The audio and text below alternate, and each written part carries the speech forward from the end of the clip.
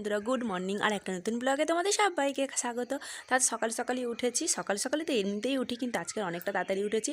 এখন বাজে 6:30, তার মধ্যে কিন্তু আমার রান্নাবাড়ি সব কমপ্লিট হয়ে গেছে। আর এদিকে বাসনও বের করে নিয়েছি, বাসন মাজবো। এদিকে রান্না বলতে রান্না করেছি আজকের পরোটা, ঘুগনি আর রুটি ঘুগনি। এই যে এখানে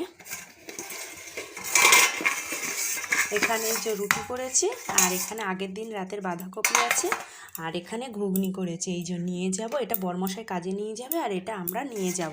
তো আমরা যাব আজ একটু বেড়াতে, বরমশাইয়ের সঙ্গে নয়, যাব মায়ের সঙ্গে বেড়াতে। তা সেই জন্য সকালে উঠে রান্না করে নিয়েছি। মাদের বললাম থাক আমি করে নেবো, আর বরমশাই যেহেতু বললো আজকে ভাত নিয়ে যাব না, সেই জন্য আমি আর ভাত করলাম না, ওই রান্নাই করে নিয়েছি। তো পুরো ব্লগটা দেখতে দেখো। সংসারের আগে বাসি কাজ বা সেরে নিয়ে স্নান পুজো করবো, তারপরে রেডি হয়ে যাবো। তা পুরো ব্লগটা দেখতে দেখো আর আমার সঙ্গে দেখো তোমরা। এইদিকে আমি আর ছেলে রেডি হয়ে বেরিয়ে পড়েছি, আর এদিকে বরমশাকে টাটা করে চলে গেলাম, কারণ বরমশা এখনও কাজে বেরোয়নি। আমরা যেহেতু 8টার সময় বেরিয়ে পড়েছি, ছেলে গড়ির সামনে চলে এসছে, আর ওইদিকে আমার বৌদি, বড় ভাইজি, ছোটো ভাইজি আসছে। তাই এদিকে আমরা চলে এসছি। দেখো বন্ধুরা, এই যে স্টেশনে এসে দাঁড়িয়ে আছি, কিন্তু প্রচণ্ড ভিড়। জানি না ট্রেনে উঠতে পারবো কি, এত সকালে তো আমরা কোনোদিনই ট্রেনে উঠে যাই না, আর ট্রেন জার্নিও আমরা অত সকালে করি না, জানি না উঠতে পারবো কি। কিন্তু খুব ভালো বন্ধুরা, আমাদের কপালটা এত ভালো ছিল যে ট্রেনটা পুরো ফাঁকাই পেয়ে গেছি। তারপরে বাসে করে চলে এসেছি এই যে কালীঘাট মন্দির। তাই কালীঘাট মন্দিরটা আমি প্রায় 5-6 বছর পরে গেলাম। বন্ধুরা, কালীঘাট মন্দিরটা গেছি, মানে বাস নামিয়ে দিয়েছি এমন জায়গায়, লোককে জিজ্ঞাসা করে করে গেলাম। তারপর এখান থেকে 10 টাকা করে মালা বিক্রি হচ্ছিল, 2টো মালা নিয়ে নিলাম, মা আর আমি। আর আমাদের পান্ডায় একটা পড়েছে কি বন্ধুরা, রাস্তায় যেতে যেতে ধরেছে, বলছে যে তোমরা 5জন আছো, 20 টাকা করে দিও, আমি তোমাদের পুজো দিয়ে দেবো আর মাকে দর্শন করিয়ে দেবো। আমরা বললাম ঠিক আছে দেবো। কিন্তু ঠাকুরমশাইটা যা পাগল করে দিচ্ছিল বন্ধুরা, কি বলবো। কিন্তু মায়ের দর্শন দেখতে পেয়েছি, অত লাইন দিতে হয়নি। পান্ডা ধরেছিলাম, ওই পান্ডাদের পেছনে ওই তো ঠাকুরমশাই অল্প বয়সী বাচ্চা ছেলে, তাও ও পাগল করে দিচ্ছে বন্ধুরা, কি বলবো।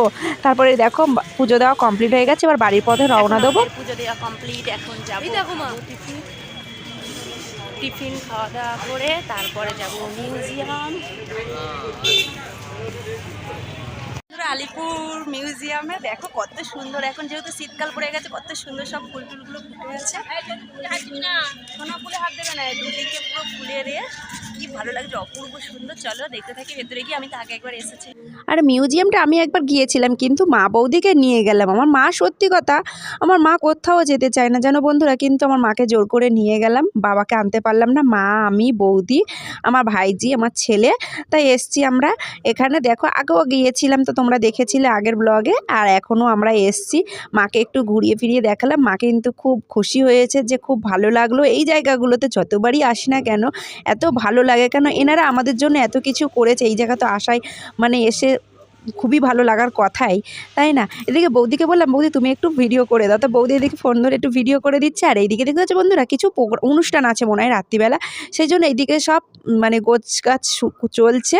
আর চলো এবার মানে আমাদের মিউজিয়াম ঘোরা কমপ্লিট হয়ে গেছে, এবার যাব আমরা একটু ফটো তুলতে, ফটো তুলে তারপরে বেরিয়ে যাব ভিক্টোরিয়ার উদ্দেশ্যে। আমাদের রিউ সোনা দেখো, কেউ নেই রিউ, এই রিউ কেউ নেই, তোমার কেউ নেই, কেউ নেই।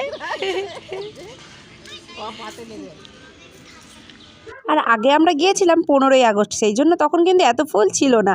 এখন যেহেতু শীতকাল, ফুলগুলো এত সুন্দর ফুটেছে, অপূর্ব সুন্দর লাগছে, চারিদিকে যেন ফুলে ফুল ভর্তি। বন্ধুরা চলে এসেছি ভিক্টোরিয়া, লাইফের প্রথমবার ভিক্টোরিয়ায় চলে এসেছি।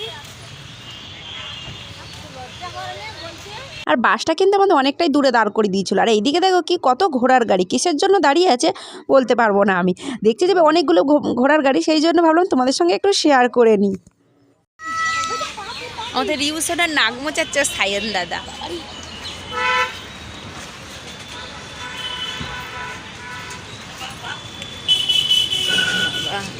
আমরা যখন চিড়িয়াখানায় গিয়েছিলাম, ভেবেছিলাম আসার পথে নামবো ভিক্টোরিয়ায় বাস থেকে, কিন্তু বাস থেকে এত ভিড় দেখে আর নামলাম না।